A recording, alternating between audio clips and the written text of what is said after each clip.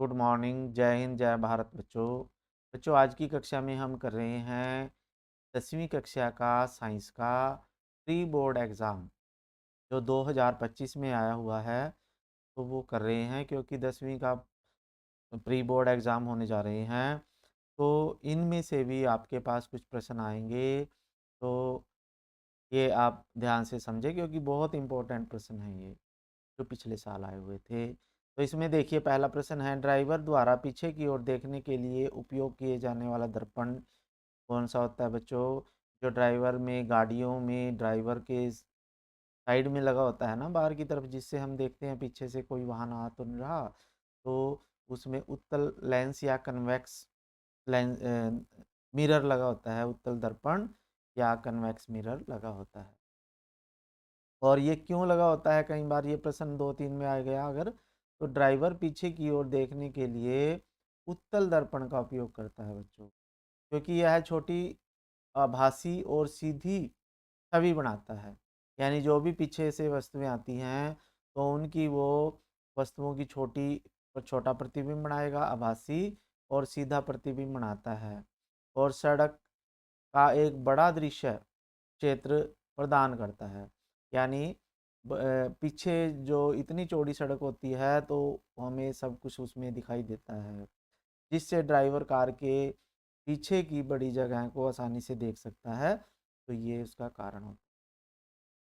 फिर है दूसरा प्रश्न, किसी धातु चालक का प्रतिरोध किस बात पे निर्भर करता है?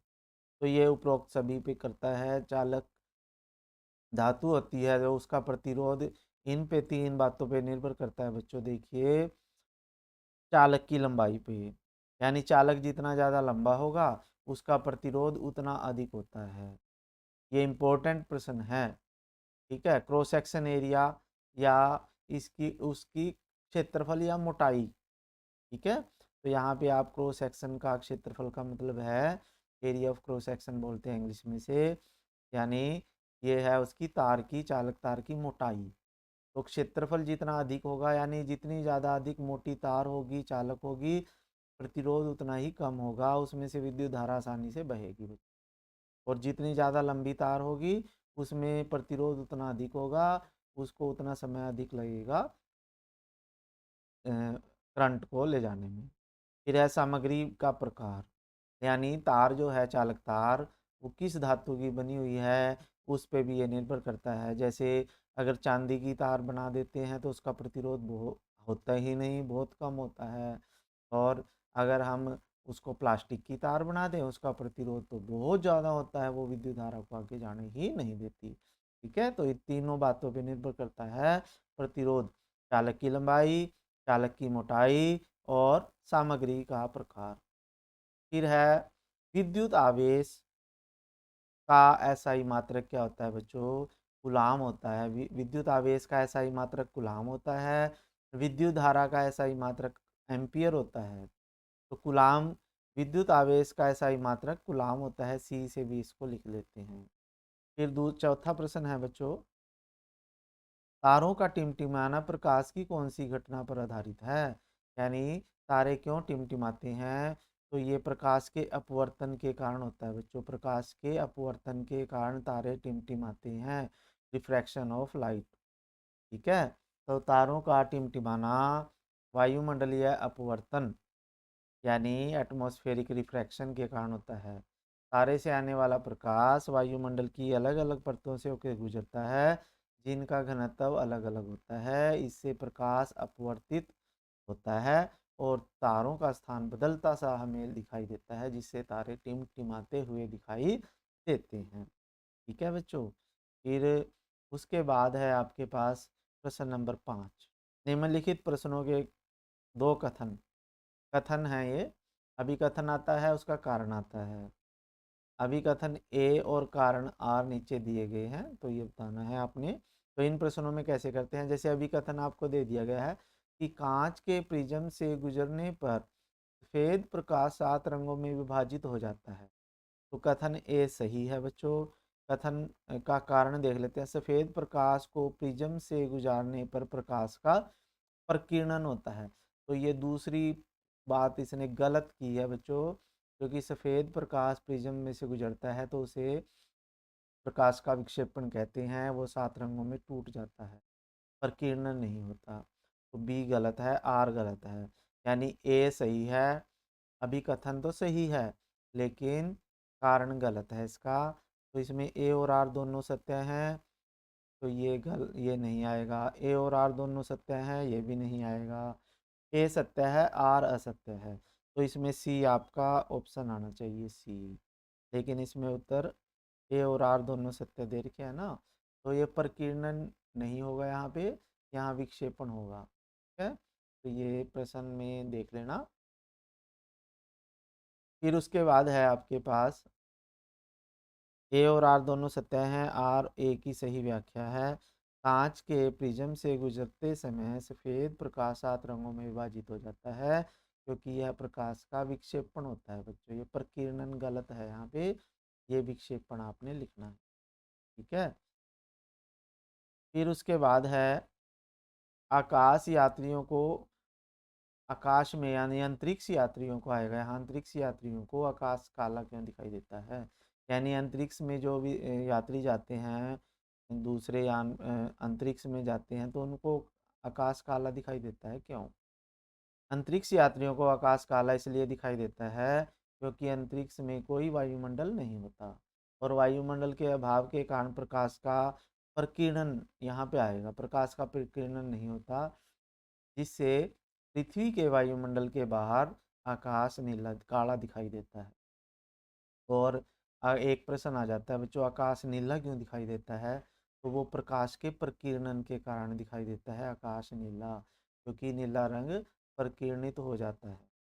ठीक है, और काला इसलिए दिखाई देता है क्योंकि अंतरिक्ष में वायुमंडल नहीं होता, जिससे प्रकाश प्रकीर्णन नहीं होता। अब ये प्रश्न है एक 7वां प्रश्न, ये न्यूमेरिकल है कि एक 40 ओम प्रतिरोध है, एक 40 ओम का प्रतिरोध है, जैसे 40 ओम का कोई भी आप पंखा लगा लो, बल्ब लगा लो, वह 100 जूल ऊर्जा उत्पन्न करता है, यानी 1 सेकंड में 100 जूल ऊर्जा की खपत करता है एक तरह से। तो प्रतिरोधक के सिरों का विभवांतर निकालना है। तो यहाँ पे देखिए आपके पास बच्चों प्रतिरोध आर दिया गया है 40 ओम, और प्रति सेकंड उत्पन्न ऊर्जा है एच, यानी 100 जूल, एच दिया गया है। तो यहाँ पे देखिए ऊष्मा ऊर्जा विभवांतर और आर के बीच हमारे पास ये फॉर्मूला होता है, ऊष्मा ऊर्जा बराबर वी स्क्वायर बटे आर गुना टी। ठीक है, तो क्योंकि टाइम यहाँ 1 सेकंड दिया गया है, यहाँ प्रति सेकंड दिया गया है ना, तो 1 सेकंड दिया गया है, यहाँ पे सूत्र बनता है इसका एच बराबर, यहाँ पे ऊर्जा है जो है ना, ये एच है बच्चों, वी स्क्वायर बटे आर रह जाएगा, क्योंकि टी का वैल्यू 1 रखनी है अपने। तो वी स्क्वायर बटे आर, एच बराबर वी स्क्वायर बटे आर। तो यहाँ पे हम वी स्क्वायर बराबर एच गुना आर हो जाएगा, जब हम इनको क्रॉस मल्टीप्लाई करेंगे ना, तो वी स्क्वायर बराबर एच गुना आर आ जाएगा। तो आपने v की वैल्यू निकालनी, तो वी स्क्वायर बराबर h है 100, h 100 है, r 40 है, तो 100 गुना 40 4000 बन गया ये। तो v स्क्वायर है ये 4000 के बराबर, तो v आ जाएगा 4000 का वर्गमूल। तो जब हम 4000 का वर्गमूल निकालते हैं ना बच्चों, तो हमारे पास आ जाता है 63.25 वोल्ट। तो प्रतिरोधक के सिरों का विभवांतर आ जाएगा, विभवांतर V होता है 63.25 वोल्ट। आपका आंसर इस तरह से आपने क्वेश्चन करना है। तो ये न्यूमेरिकल इस तरह के आते हैं बच्चों, 1-2 क्वेश्चन हल करने ये भी। फिर ओम का नियम क्या है बच्चों, इम्पोर्टेंट है। ओम का नियम क्या कहता है कि किसी चालक में बहने वाली विद्युत धारा आई उसके सिरों के विभवांतर V के अनुपात में होती है, यानी जो चालक जितनी ज़्यादा विद्युत धारा बहेगी उतना ज़्यादा विभवांतर होता है। तो ओम का नियम है, उसका सूत्र है ओम का नियम, किसी चालक के सिरों का विभवांतर V और उसमें प्रवाहित विद्युत धारा I के बीच का अनुपात हमेशा स्थिर रहता है जब तापमान और चालक की भौतिक अवस्था स्थिर हो, यानी तापमान स्थिर रहना चाहिए और चालक की भौतिक अवस्था सेम रहनी चाहिए। तो ओम का नियम क्या है, V बराबर आई आर, V बराबर आई आर। वी तो विभवांतर होता है बच्चों, आई विद्युत धारा होती है, आर प्रतिरोध होता है। तो ओम का नियम का प्रयोग, यह नियम विद्युत धारा के विभवांतर धारा और प्रतिरोध के बीच संबंध स्थापित करने के लिए उपयोग किया जाता है। यानी वी निकालना हो तो आई और आर दे रखा होगा, आई निकालना है तो वी और आर दे रखा होगा। तो इस तरह से हम इस फॉर्मूले में वी आई आर के बीच में संबंध स्थापित करना। फिर है बच्चों आपके पास नेक्स्ट क्वेश्चन है,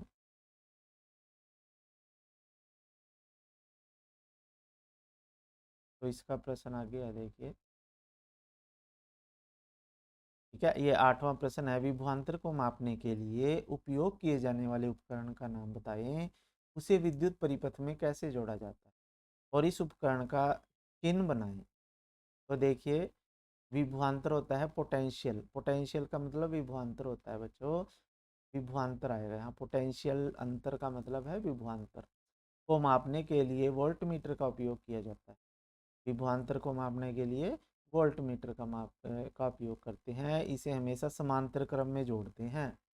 और विद्युत धारा को मापने के लिए एम मीटर का यूज करते हैं, उसे हम श्रेणी क्रम में जोड़ते हैं। तो ये आपने याद रखना है, विभवांतर, विभवांतर, वोल्टमीटर, समांतर, विभवांतर समांतर, आप ये देख लो, विभवांतर को मापने में वोल्टमीटर और विभवांतर का मतलब समांतर। ठीक है, तो इस तरह से आप याद रखें, इसे वी से लिखते हैं बच्चों, ये वी है वोल्टमीटर। ठीक है, और एक प्रश्न और भी है ये, 8वें का बी भाग ही है ये, कि आप क्या 1 किलोवाट आवर यानी 1 किलोवाट आवर की परिभाषा को परिभाषित करें। 1 किलोवाट आवर होता है के kilo, W watt, H hour. तो 1 किलोवाट आवर का मतलब है 1 किलो घंटा ऊर्जा की एक इकाई है। ये ऊर्जा मापने की एक इकाई होती है बच्चों, कि अगर 1 किलोवाट का कोई उपकरण 1 घंटे तक उपयोग में लाते हैं, यानी उसमें से विद्युत धारा चल रही है 1 घंटे तक, और 1 किलोवाट का कोई उपकरण है, तो उसमें क्या होगा, तो उसमें 1 किलोवाट आवर की ऊर्जा होगी। तो इसमें हमारे पास है 1 किलोवाट आवर जो होता है बच्चों, 1 किलो के लिए 1000 लगते हैं, 1000 वाट होता है 1 किलोवाट में, और आवर में 3600 सेकंड होते हैं। तो जब 1000 को 3600 से गुना करेंगे तो ये 3.6 गुना 10 की शक्ति 6 जूल बन जाता है। तो 1 किलोवाट आवर बराबर 3.6 गुना 10 की शक्ति 6 जूल। तो ये आपने याद रखना है, 1 किलोवाट आवर की परिभाषा है बच्चों। तो ये हमने कर लिया है। आगे है आपके पास प्रश्न नंबर 9, भू संपर्क तार का क्या कार्य है, धातु के आवरण वाले विद्युत उपकरणों का भूमि से जोड़ना क्यों आवश्यक है। यानी भू संपर्क तार जो होती है बच्चों, अर्थ वायर बोलते हैं इसे, भू संपर्क तार या अर्थिंग वायर का कार्य विद्युत उपकरण में किसी प्रकार के करंट के लीकेज को जमीन पर प्रवाहित करना होता है, ताकि व्यक्ति को करंट ना लगे। तो धातु के आवरण वाले उपकरणों को भूमि से जोड़ना इसलिए आवश्यक होता है, ताकि उपकरण में अगर करंट प्रवाहित होने पर आ जाए तो यह करंट सुरक्षित रूप से पृथ्वी में चला जाए, धरती में चला जाए, और उपयोगकर्ता को कोई हानि ना हो। यानी जितने भी विद्युत के उपकरण होते हैं, जैसे प्रेस है, जब भी हम प्रेस करते हैं कपड़ों पे, या कोई भी वैसा उपकरण है जिसको हम हाथ लगाते हैं, टच करते हैं, तो उसको हम भू संपर्क तार यानी अर्थिंग वायर से जोड़ देते हैं, ताकि अगर उसमें कभी किसी कारण से उसमें करंट आ जाता है तो वो सारा करंट जो है धरती में चला जाता है और हमें करंट नहीं लगता, हम करंट से बच जाते हैं। या इसमें आपके पास ऑप्शन में है ये, चुंबक के चारों ओर चुंबकीय क्षेत्र रेखाओं खींचिए और चुंबक बल रेखाओं के गुण भी लिखने हैं। तो चुंबक है, जैसे ये नॉर्थ है, ये साउथ है, तो ये चुंबकीय क्षेत्र रेखाएं होती हैं बच्चों, जो एन से बाहर निकलती हैं और एस के अंदर जाती है। ठीक है, और अंदर एस से एन की तरफ होती हैं, बाहर एन से एस की तरफ होती तो इस तरह से ये बाहर निकल रही है, एन से तो बाहर निकलती हैं बच्चों ये, और एस के अंदर जाती हैं। तो इस तरह से आपने ये बनानी है चुंबकीय क्षेत्र रेखाएं। ये अब इनके गुण लिख लेते हैं। चुंबकीय क्षेत्र रेखाएं जो होती हैं बच्चों, ये उत्तरी ध्रुव से दक्षिण ध्रुव की ओर बाहर की ओर जाती हैं, और चुंबक के अंदर ये दक्षिण से उत्तर की ओर होती हैं। और एन जो होता है उत्तरी ध्रुव होता है बच्चों, और एस जो होता है दक्षिण ध्रुव होता है। ठीक है, जैसे ये एन है, ये उत्तरी ध्रुव है, उत्तरी ध्रुव से बाहर तो दक्षिण ध्रुव की ओर जाती है, और अंदर दक्षिण से उत्तर की तरफ चलती हैं ये। और ये चुंबकीय क्षेत्र रेखाएं कभी एक दूसरे को नहीं काटती, यानी ये चुंबकीय क्षेत्र रेखाएं देखो एक दूसरे को नहीं काट रही हैं, ये इनके बीच में खाली जगह पड़ी है। ठीक है, तो ये आपस में केवल ध्रुव पे ही ज़्यादा मिलती है। चुंबकीय क्षेत्र रेखाओं की सघनता चुंबकीय क्षेत्र की तीव्रता को दर्शाती है। ये हमेशा बंद वक्र बनाती हैं। तो चुंबकीय क्षेत्र रेखाएं जो होती हैं हमेशा एक बंद वक्र बनाती हैं इस तरह से, यानी एक बंद बनाती हैं, जैसे एस, एस के अंदर एन, एन से बाहर एस की तरफ जाएंगी, एस से एन की तरफ अंदर जाएंगी, तो एक बंद वक्र बनाती हैं। और जहाँ पे ये घनी होती हैं वहाँ चुंबकीय क्षेत्र ज़्यादा होता है, जैसे एन और एस के पास ये ज़्यादा घनी है, तो ये चुंबकीय क्षेत्र यहाँ पे ज़्यादा है, ध्रुवों के ऊपर चुंबकीय क्षेत्र ज़्यादा होता है। फिर उसके बाद है 10वां प्रश्न, अवतल दर्पण द्वारा विभिन्न स्थितियों में क्या आरेख बनाना है, अपने चित्र बनाना है। जब वस्तु मुख्य फोकस पर रखी जाती है तो उसका अवतल दर्पण में क्या प्रतिबिंब बनेगा, और जब वस्तु मुख्य फोकस और ध्रुव के बीच में रखी जाती है तो क्या। तो ये आपको चित्र आपकी बुक में मिल जाएंगे, वहाँ से आपने ये दोनों बनाने हैं। ये अवतल दर्पण, उत्तल दर्पण, अवतल लेंस, उत्तल लेंस, ये चार हैं। चारों के जितने भी आपके पास चित्र हैं उनमें से दो जरूर आ जाते हैं तो ये आपने अच्छे से याद करना। तो जब मुख्य फोकस पर वस्तु रखी जाती है तो वह परिवर्तित किरणें एक दूसरे के समांतर हो जाती हैं, और जो छवि का मतलब है प्रतिबिंब, प्रतिबिंब अनंत पर बनता है बच्चों। ठीक है, और जब वस्तु मुख्य फोकस और ध्रुव के बीच में होती है तो वस्तु का प्रतिबिंब बड़ा बनेगा, सीधा बनेगा, आभासी बनेगा, बड़ा, सीधा और आभासी बनता है। ठीक है, अवतल दर्पण में। और जब वस्तु मुख्य फोकस पे रखी जाती है तो प्रतिबिंब अनंत पर बनता है, बहुत बड़ा बनता है। फिर है बी पार्ट है बच्चों इसी का, 15 सेंटीमीटर फोकस दूरी वाले अवतल दर्पण के सामने 10 सेंटीमीटर दूरी पर रखी वस्तु रखी गई है, तो वस्तु का प्रतिबिंब कहाँ और कैसा बनेगा। अब इसमें देखिए, वस्तु 10 सेंटीमीटर में रखी गई है, वस्तु का स्थान है 10 सेंटीमीटर, और फोकस दूरी है 15, फोकस दूरी 15 सेंटीमीटर है, और अवतल दर्पण के सामने 10 सेंटीमीटर दूरी पर वस्तु रखी, वस्तु की दूरी है बच्चों 10 सेंटीमीटर। तो इसका सूत्र आपके पास आ जाएगा, उत्तर हमारे पास लगेगा ये 1/f बराबर 1/v प्लस 1/u। दर्पण सूत्र होता है बच्चों ये, लेंस सूत्र में माइनस होता है, यहाँ पे दर्पण में प्लस होता है, ये आपने याद रखना। ठीक है, 1/f बराबर 1/v प्लस 1/u। तो आप यहाँ पे वस्तु की दूरी u होती है बच्चों, और f फोकस दूरी है, आपने v निकालना है। f 15 है प्लस सेंटीमीटर, u है -10 सेंटीमीटर। ठीक है, तो हल करने पर जब हम इसको हल करेंगे ना, यहाँ 1/15 रखेंगे और u को 1/10 करेंगे, तो 1/15 जमा 1/10 होगा, तो 10 और 15 जो है 30, और ऊपर 5 आएगा, यानी 1/6 आएगा ये 1/v, और v बराबर 6 सेंटीमीटर आ जाएगा। ठीक है, तो छवि का स्थान जो होगा यानी प्रतिबिंब जो होगा वस्तु का, वो 6 सेंटीमीटर दर्पण के पीछे बनेगा। और ये सीधी प्रतिबिंब सीधा होगा, क्योंकि अब उत्तल दर्पण में सभी प्रतिबिंब जो होते हैं बच्चों वो सीधे होते हैं, छोटे होंगे और आभासी होंगे। ठीक है, फिर है प्रकाश के अपवर्तन का नियम लिखिए। प्रकाश के अपवर्तन के दो नियम होते हैं बच्चों, एक तो है आपतित किरण, अपवर्तित किरण, और अभिलंब एक ही तल में होते हैं। इम्पोर्टेंट प्रश्न है, ये भी आता रहता है पेपर में। और दूसरा है इसका नियम, आपतन कोण अपवर्तन कोण के साइन का अनुपात, यानी आपतन कोण अपवर्तन कोण के साइन का अनुपात एक स्थिरांक होता है, इसे स्नेल का नियम भी कहते हैं। यानी साइन आई बटे साइन आर बराबर स्थिरांक होता है, ठीक है। तो ये हमेशा कांस्टेंट रहता है, स्थिर होता है। फिर है लेंस की क्षमता क्या है, इसकी इकाई क्या है। 2 मीटर फोकस दूरी के लेंस की क्षमता ज्ञात करो। तो लेंस की क्षमता होती है बच्चों, कि लेंस की क्षमता होती है कि वह प्रकाश को कितना अपवर्तित करके केंद्रित करता है। तो इसकी इकाई डायप्टर होती है। लेंस की क्षमता को हम डायप्टर में मापते हैं। और इसकी पावर होती है बच्चों, पावर का मतलब शक्ति, 100/F, 100/F, F का मतलब फोकस दूरी।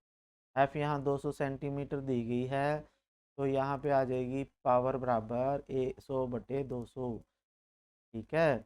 तो ये आ जाएगी, जब हम काट करेंगे ना तो 1/2, 1/2 का मतलब 0.5 डायप्टर आ जाएगा, ठीक है। तो ये आ जाएगा आपके पास। फिर है अगला प्रश्न, ये केमिस्ट्री के आ गए हैं, जैसे आपके रसायन विज्ञान के। निम्नलिखित में कौन ऑक्सीकरण को रोक सकता है। ऑक्सीकरण को जो होते हैं बच्चों एंटीऑक्सीडेंट रोक सकते हैं, एंटीऑक्सीडेंट, ठीक है। प्रति ऑक्सीकारक जो होते हैं एंटीऑक्सीडेंट, एंटीऑक्सीडेंट पदार्थों को ऑक्सीकरण से बचाने में सहायता करते हैं, ये ऑक्सीकरण की क्रिया को धीमा कर देते हैं। फिर है सोडियम सल्फेट और बेरियम क्लोराइड के जलीय घोल को मिलाने पर किस प्रकार की रासायनिक अभिक्रिया होती है। जब हम सोडियम सल्फेट को बेरियम क्लोराइड में मिलाते हैं बच्चों, तो ये अवक्षेपण अभिक्रिया होती है। Sodium sulphate plus barium chloride को मिलाने से अवक्षेप बनता है, सफ़ेद रंग का अवक्षेप बनता है, झाग सा बन जाता है सफ़ेद रंग का, तो इसीलिए इसे अवक्षेपण अभिक्रिया कहते हैं। और इसकी रासायनिक अभिक्रिया ये है बच्चों, Na2SO4 sodium sulphate plus barium chloride BaCl2, तो ये बन जाएगा NaCl plus BaSO4। Barium sulphate का ये अवक्षेप बनता है, इसे अवक्षेपण अभिक्रिया कहते हैं बच्चों, ठीक है। फिर नेक्स्ट क्वेश्चन पे चलते हैं। इथेनोइक अम्ल प्रतिक्रिया करता है खालिस्तान के साथ इथाइल एथेनोएट बनाने के लिए, यानी इथेनोइक अम्ल कि किसके साथ अभिक्रिया कर रहे हैं। तो इथेनोइक अम्ल जो होता है एथेनॉल के साथ अभिक्रिया करता है बच्चों। इथेनोइक अम्ल इथेनॉल के साथ अभिक्रिया करता है, इसे एस्टरीकरण अभिक्रिया कहते हैं। तो इसमें इथाइल एसीटेट बनता है, तो ये अभिक्रिया है इथेनोइक अम्ल है ये।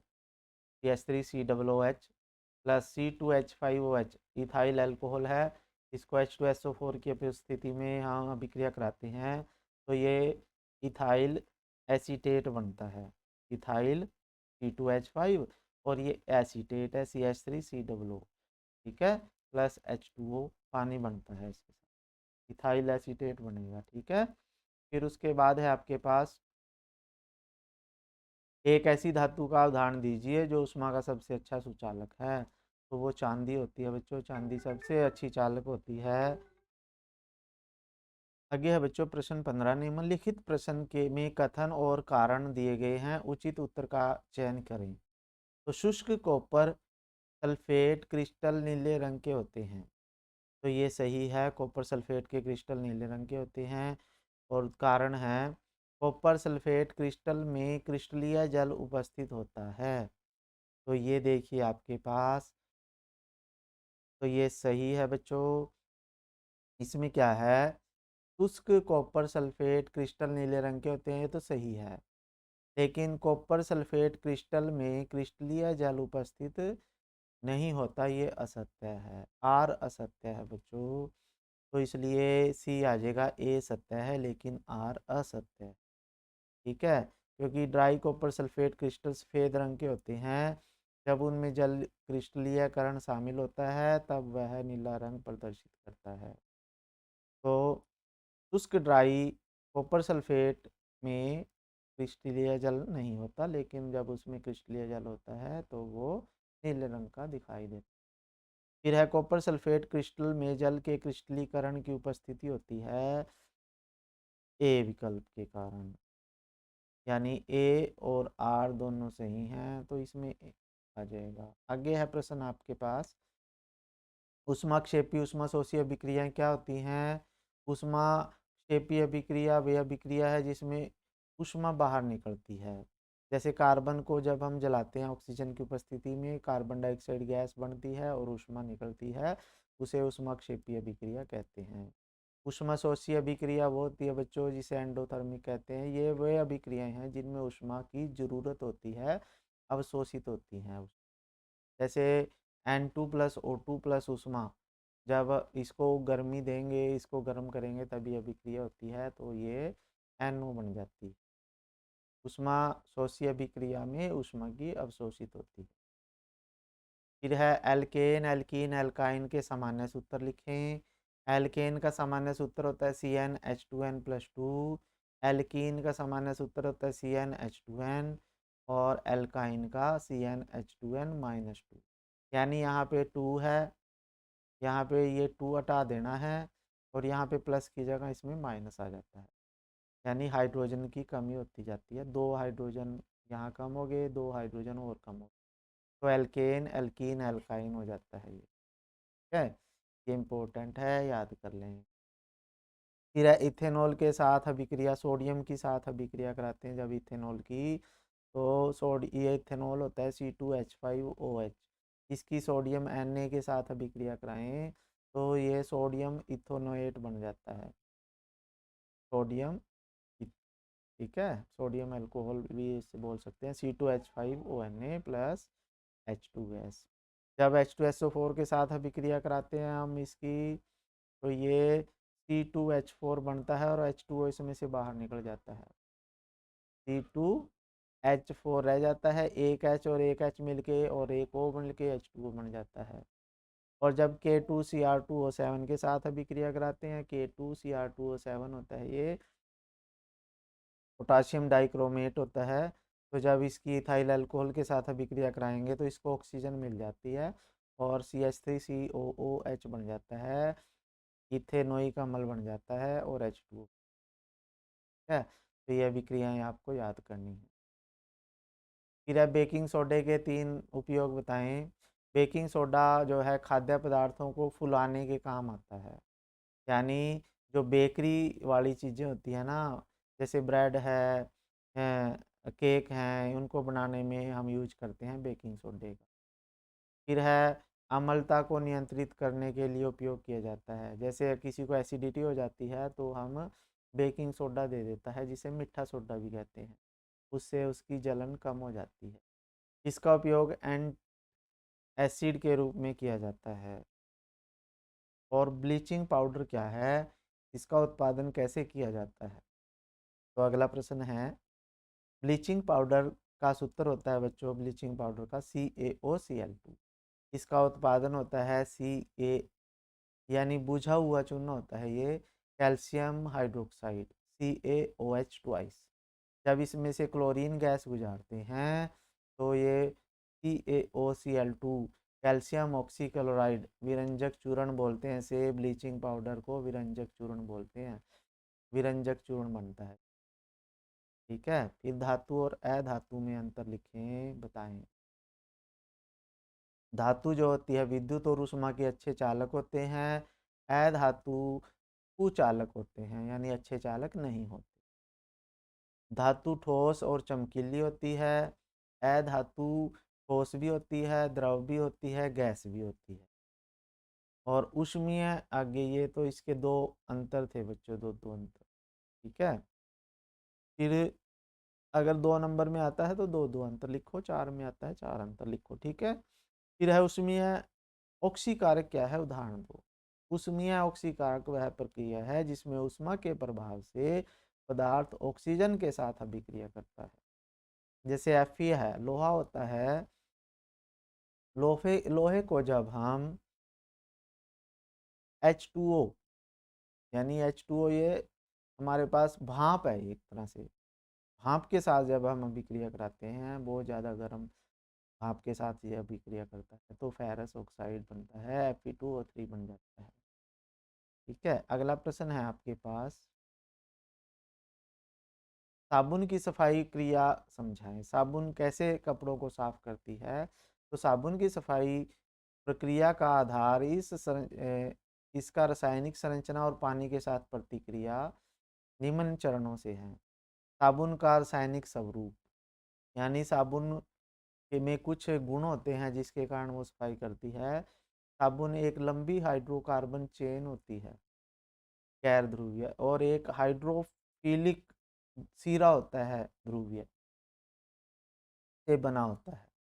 ठीक है, हाइड्रोफोबिक सीरा यानी हाइड्रोकार्बन की लंबी चेन जो होती है वो हाइड्रोफोबिक होती है, यानी वो पानी से दूर भागती है।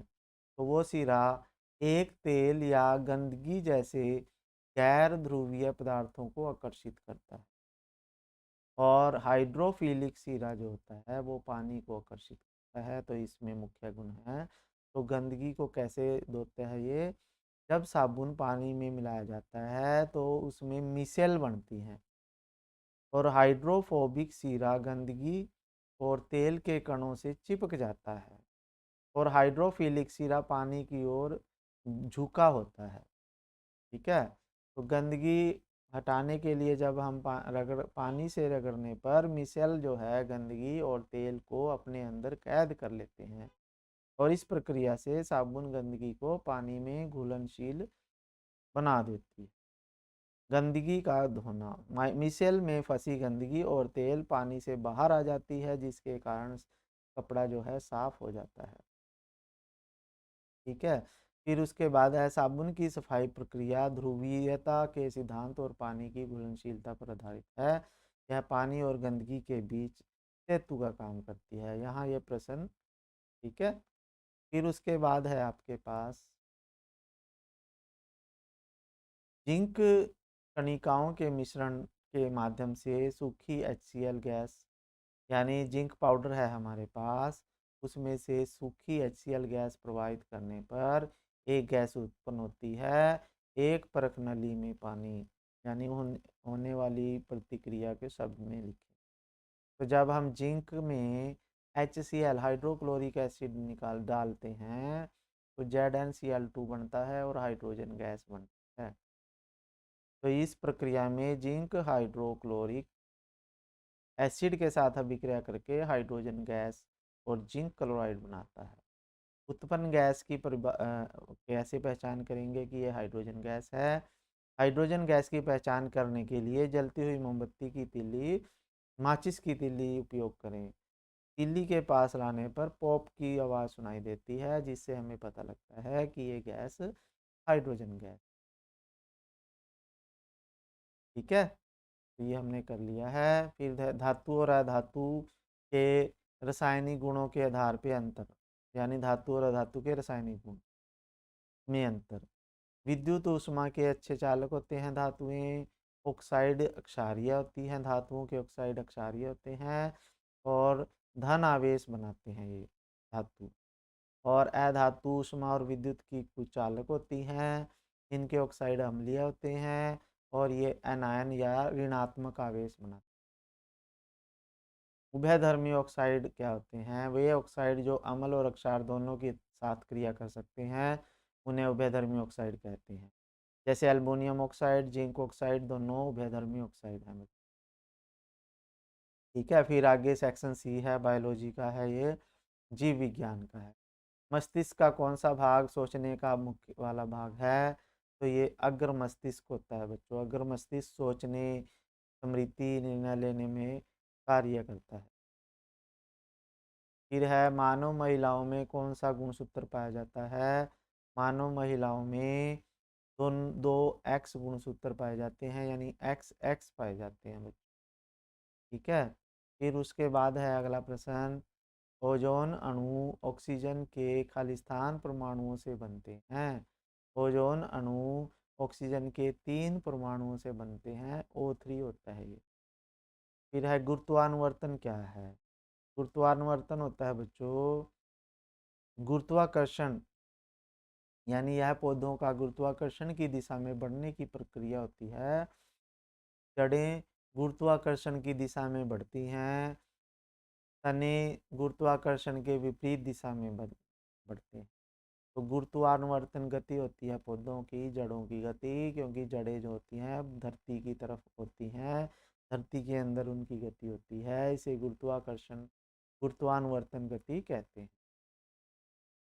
फिर है कथन, सभी पपीता पौधे फल नहीं देते। पपीते के पौधे में केवल एक लिंगी पुष्प होता है। तो ये सही है बच्चों, ए और आर दोनों सही हैं, और आर ए की सही व्याख्या है। पपीते के पौधे में नर और मादा फूल अलग अलग होते हैं, इसलिए सभी पौधे फल नहीं देते, केवल मादा पौधे फल देते हैं।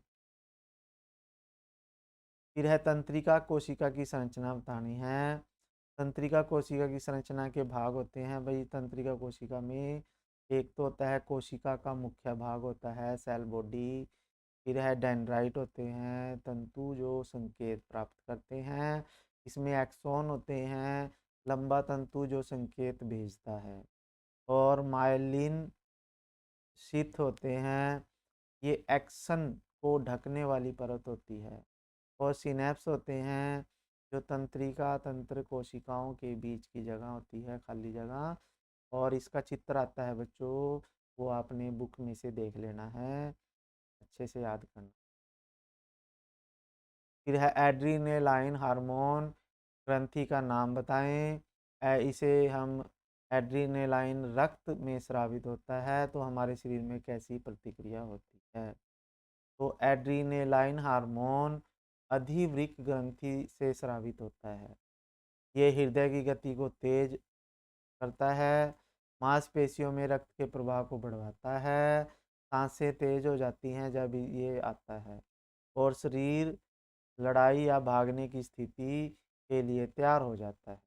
इसे आपातकालीन हार्मोन भी कहा जाता है, क्योंकि जब भी आपातकाल होता है, हम बहुत ज़्यादा डरे होते हैं या बहुत ज़्यादा सांस हो हमें चढ़ी होती है, तो उस समय ये हार्मोन हमारे ब्लड में आता है और हमें उस स्थिति से बचाता है।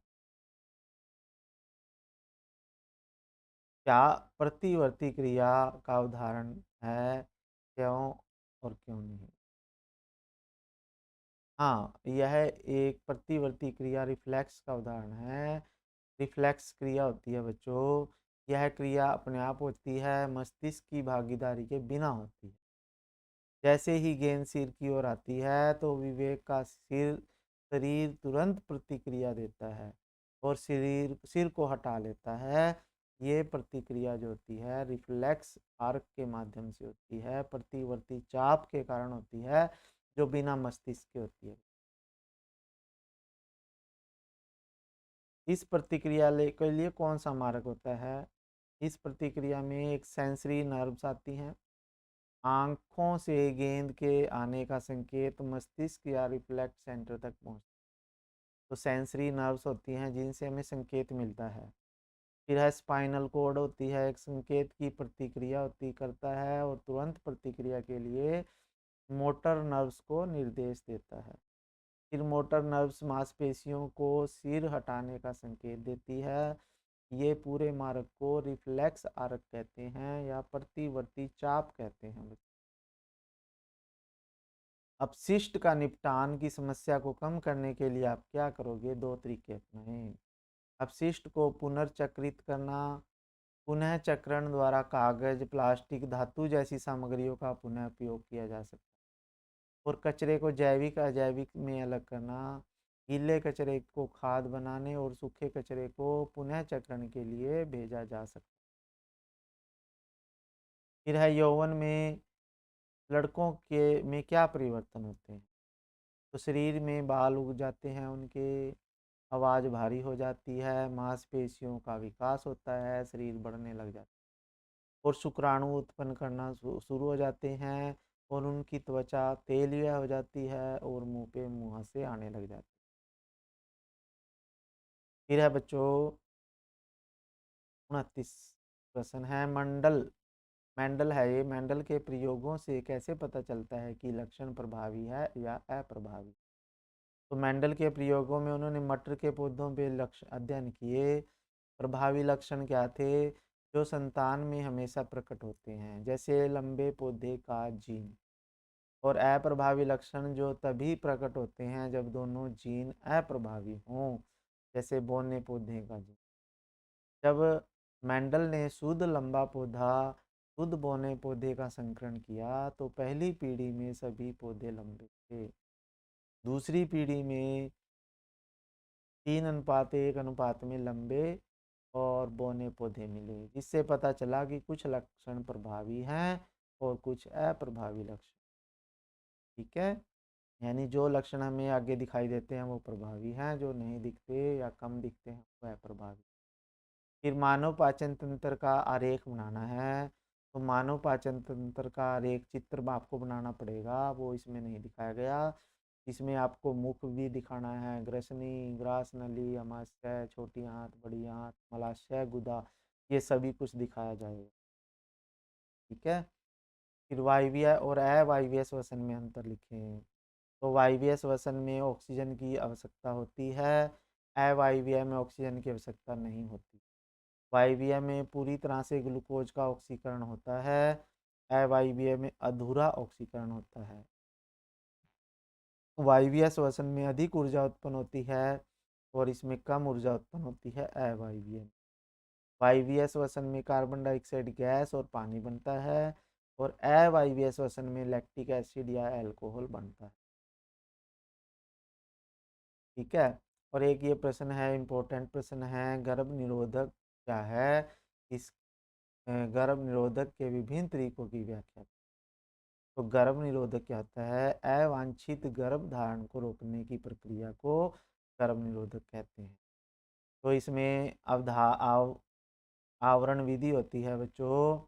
इसमें शुक्राणु और अंडाणु के मिलने से रोका जाता है। उसके बाद है दूसरा हार्मोनल विधि है। ये गोलियां खाई जाती हैं या इंजेक्शन द्वारा ये गर्भ धारण करने से रोका जाता है, गर्भ निरोधक गोली लेके। फिर है आंतरिक उपकरण है बच्चों, एक आईयूडी। तांबे की एक कॉपर होती है बच्चों, उसका उपयोग भी लगा सकते हैं, जिससे गर्भाशय में लगाकर निषेचन को रोका जाता है। और स्थायी विधि है बच्चों, पुरुषों में या महिलाओं में पुरुषों की नसबंदी की जाती है और महिलाओं की ट्यूबल लिगेशन के द्वारा स्थायी रूप से गर्भ धारण को रोका जाता है। ठीक है बच्चों, तो आज की वीडियो में ये पूरे प्रश्न आ चुके हैं। ये पिछली बार आया हुआ पेपर है, आशा है सभी को समझ में आ गया होगा। तो इनमें से आपको आइडिया मिल जाएगा कि सभी अध्यायों में से पेपर किस तरह से आए। ठीक है बच्चों, फिर मिलेंगे नई कक्षा में नई वीडियो के साथ। तब तक के लिए थैंक यू। जय हिंद, जय भारत।